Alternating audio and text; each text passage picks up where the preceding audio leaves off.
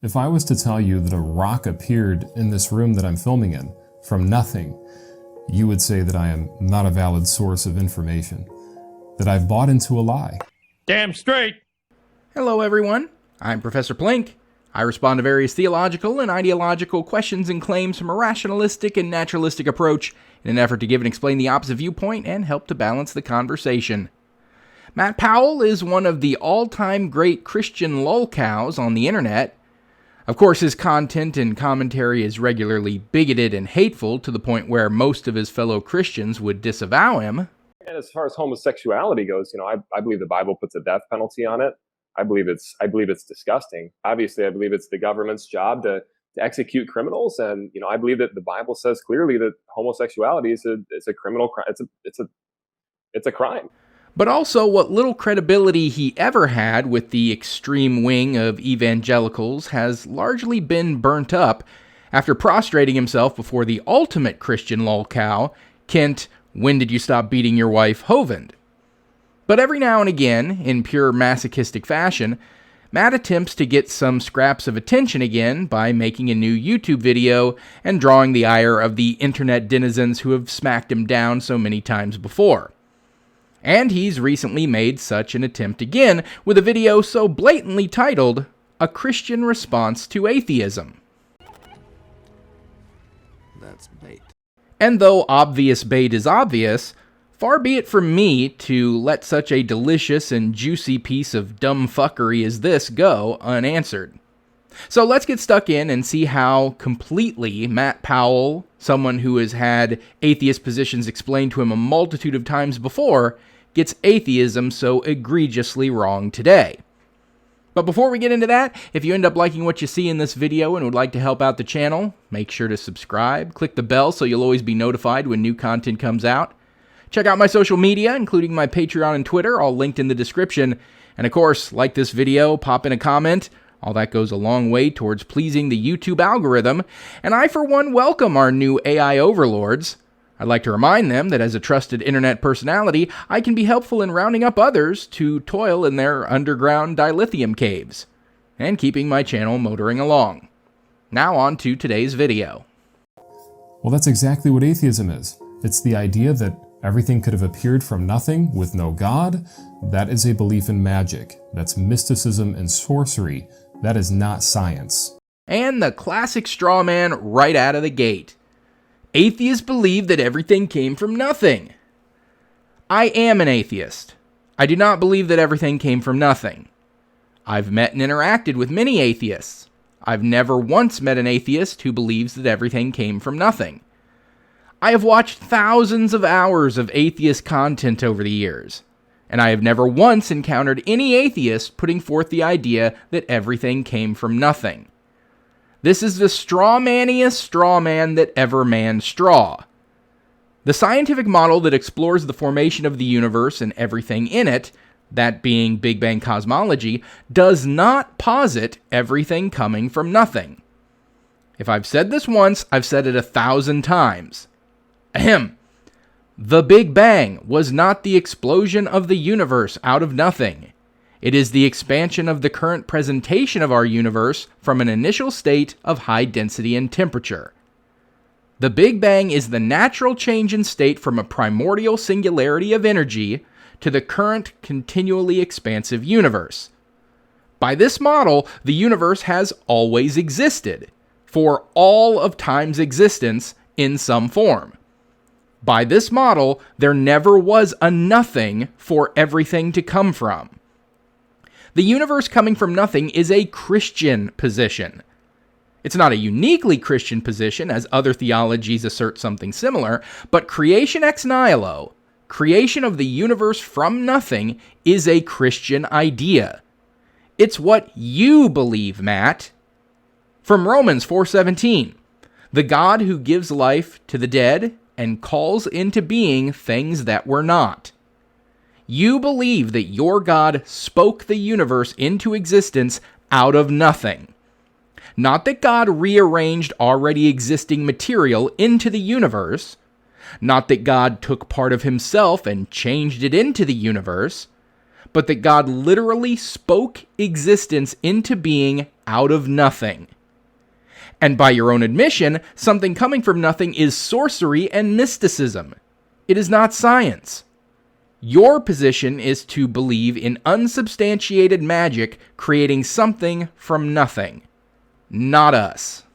And so I've actually asked certain atheists, would you become a Christian if Christianity were true? And they will say no. And that shows us that they're more about emotions. They're more about feelings and experiences instead of demonstrated fact. Did you ever bother to stop and ask them why they wouldn't be a Christian if Christianity were proven true? Because, no, I wouldn't be a Christian either. And yes, that is because of value judgments and a violation of a personal moral framework. So it is based on feelings. But it's a totally separate issue from an assessment of the feasibility of theistic belief. I'm not an atheist because I don't like Christianity. Hell, I tried my damnedest to retain my Christianity when I was deconstructing because I liked it so much. But I couldn't rationally retain a belief system that I saw no valid reason to believe was true.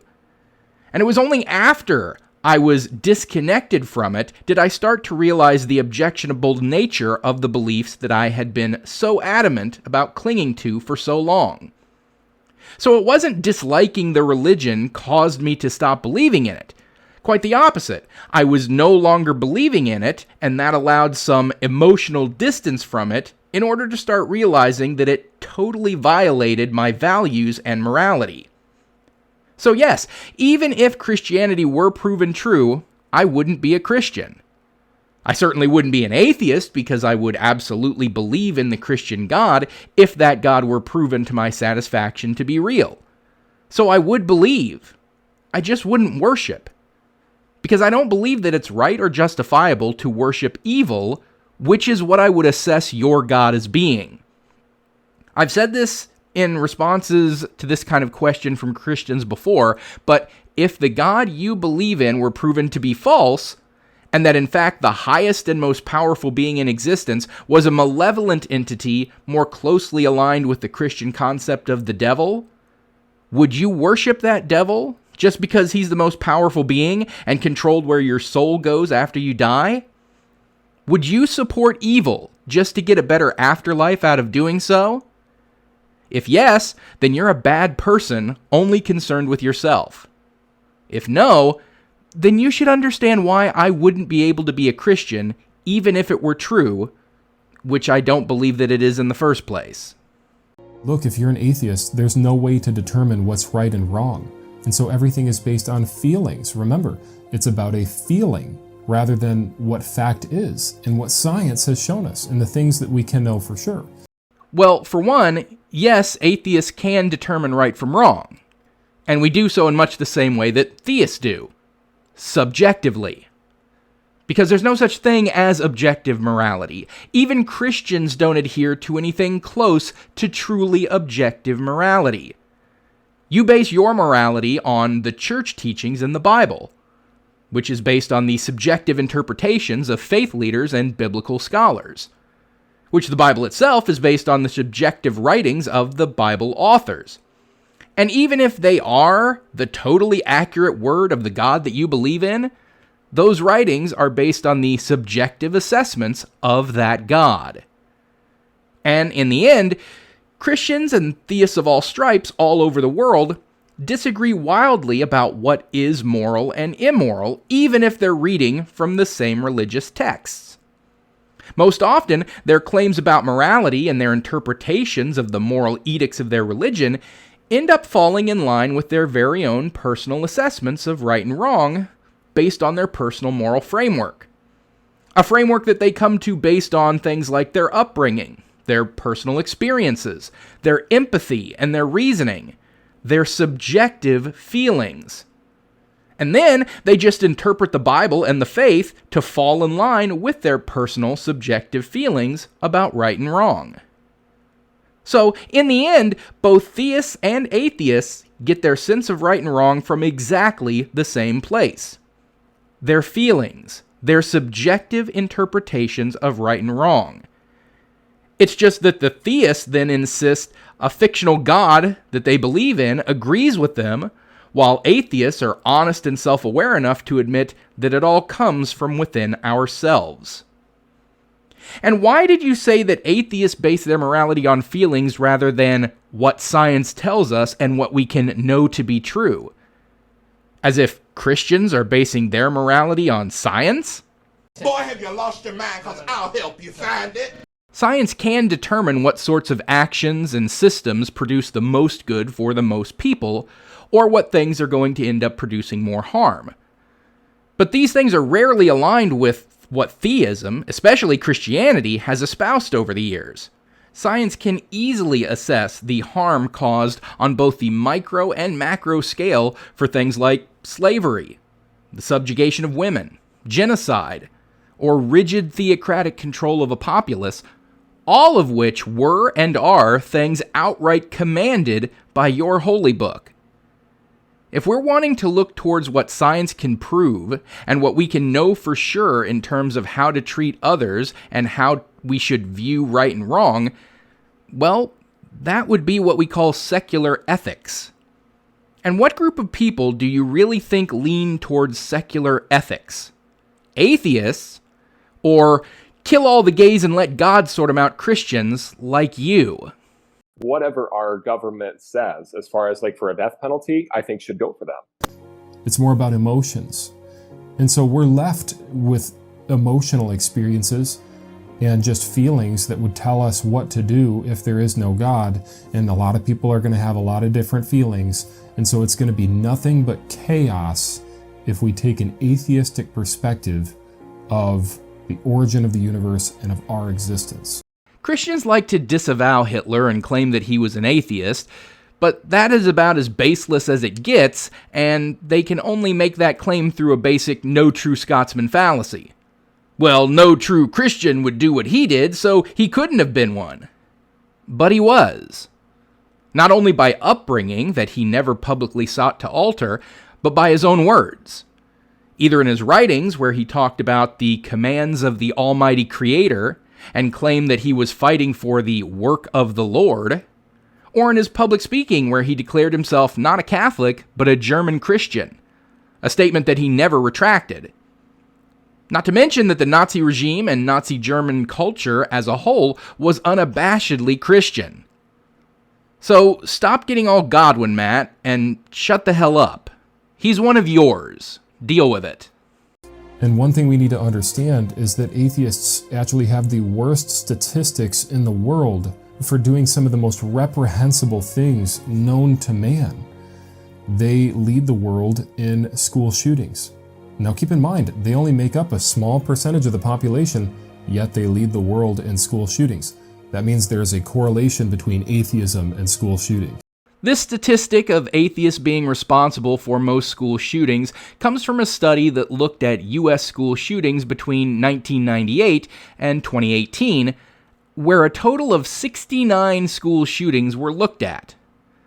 This number is a strangely dubious one, given that it is a 20-year period and only had 69 incidences. Whereas last year alone, there were 346 school shootings across the U.S. in just one single year, according to U.S. News & World Report. In fact, according to U.S. News & World Report, 2018 alone had 119 school shootings, and that falls into the time range that this study was looking at. So, where the hell is that 69 school shootings over 20 years number coming from?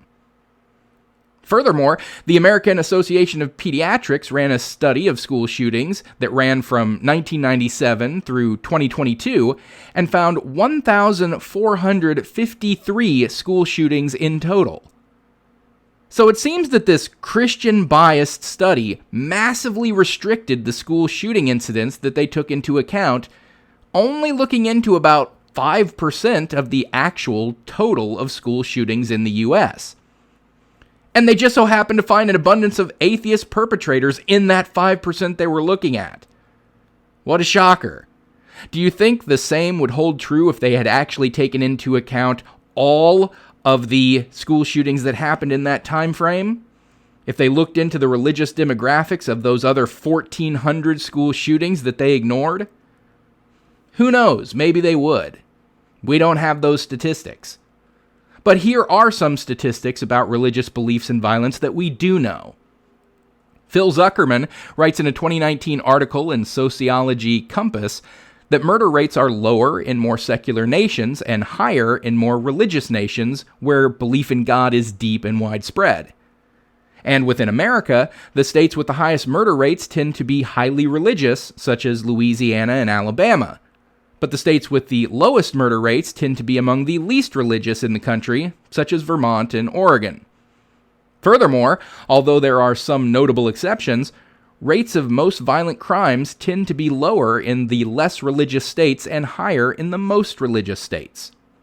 Finally, of the top 50 safest cities in the world, nearly all are in relatively non-religious countries, and of the 8 cities within the United States that make the safest city list, nearly all are located in the least religious regions in the country. Atheists also lead the world in suicide. And that's a very sad thing. That's why I don't want you to be one anymore if you are one. It's annoying that he's just throwing out these statements, providing no evidence or citing of sources, and just insisting on their validity, and then moving on as if they're undeniably true. Mostly it's annoying because I actually care about the truth and accuracy of these statements, which means I have to do 10 times as much work and research as Matt does in order to check his claims. And so as to this idea of atheists leading in suicide, it's much more complex than that. It's a real yes and no situation. So, the National Library of Medicine has conducted a pretty thorough study on this exact thing. Not just in the US, but all over the world, comparing and compiling a multitude of studies on religious affiliation and self-harm. And they found a lot of conflicting results. While some studies suggest persons with a religious affiliation have less suicidal ideation than unaffiliated persons, other studies found that self-harm attempters were more likely than controls to report a religious affiliation, or higher attempt rates at Catholic schools compared to non-denominational schools. And of course, none of this is studying whether these subjects were actually believers or not. It was only examining the religiously affiliated versus the unaffiliated. And, I mean, duh, you mean to say that people who belong to an in-group community that provides them with a built-in support system and sense of belonging are less likely to engage in self-harm than those who may not have such affiliations? The hell you say? None of this implies that the unaffiliated don't believe in God or that the religiously affiliated do. I mean, there are plenty of people sitting in pews in churches all across the world who don't actually believe in God. And there are plenty of people who haven't set foot in a church in years who do. All this points to is that if you have a community to support you, you're less likely to engage in self-harm. Boy, who knew? Other than, everyone. And you could just as easily have a secular community that provides that same kind of support and lessen one's likelihood of engaging in self-harm. People are so confused today, and you'll find that many will act like animals. And the reason they act like animals is because they believe we are animals. All right, Matt, you've got 5 choices. Are humans fungi? Are humans plants? Are humans eukaryotes? Are humans prokaryotes? Or are humans animals? Those are your options. Choose wisely. Atheists also lead the world in drunkenness. Just remember, it's not a lie if you believe it. You don't want to be proud to be an atheist, because it's nothing to be proud of. In fact, like I said, you're joining a group of people that leads the world in the most reprehensible acts that have ever been known to man. That bit of flotsam there at the end of the statement notwithstanding, becoming an atheist is not joining any kind of a group. Yes, you are becoming like-minded to a philosophical position that others hold, but it isn't like joining a cult. It's not like joining a Christian denomination where you go to services and recite prayers and creeds in unison and sit around sycophantically listening to a power-hungry control freak telling you who to hate. Becoming an atheist, if you haven't always been one, is just coming to a realization that you don't have any good reason to believe in the things that you've been indoctrinated into. Usually for most of your life. And frankly, there is something to be proud of in that. One should feel good about themselves that they refuse to be swindled any longer by dogmatic positions and belief systems that they had thrust upon them from a time when they were too young and immature to resist them, and see them for the bullshit that they are. If not pride, then certainly one should feel a sense of intellectual accomplishment. Because it is hard to deprogram oneself. It's tough to overcome mental conditioning. And just like a white mainline Protestant should feel a sense of accomplishment when they're able to kick the monkey on their back that is alcoholism, the indoctrinated religious cum atheist should feel accomplished in breaking the mental prison that they were forced into, called religion. Now, one thing Matt does excel at is Gish galloping. This is an argumentative strategy where one attempts to overwhelm an interlocutor with as many arguments as possible without regard for accuracy or strength of the arguments. This is especially disingenuous when the interlocutor is not allowed to interrupt and address the arguments, as in formal debate or in writing. To the spectator unfamiliar with this strategy, the interlocutor's inability to accurately respond to all the claims in the given time is fallaciously seen as a win for the Gish galloper, or appears to lend credibility to the arguments made, when in fact it does not. Matt does this constantly, and this video is no exception. His entire video is over 10 minutes, and it's this exact same strategy played out. Luckily, when doing the old YouTube response, we can interject and respond point by point. But doing so does entail a lot more time to slog through all the Gish and the Gallop. And we're only just past the 3-minute mark on Matt's video. And I really feel like I need a shower just for getting into the muck and mire that is where Matt Powell lives. So let's end it here for today, for now, and perhaps we'll come back to address more of Matt's nonsense another time. So thanks for watching, everyone. Don't forget to like this video, comment, and subscribe so you'll always be notified when a new video comes out. Don't forget to check me out on Twitter and Patreon if you'd like to support my work directly. My Teespring if you want some Plinky merchandise. All that linked below in the description. Special shout out to my most recent super thankers here on YouTube. Broski365, WSMidi2, JGS1122, BananaSlug1951, and Salvi Mike. Until next time, I'm Professor Plink reminding you to keep striving for greater understanding. It's the best way to get wherever you want to go.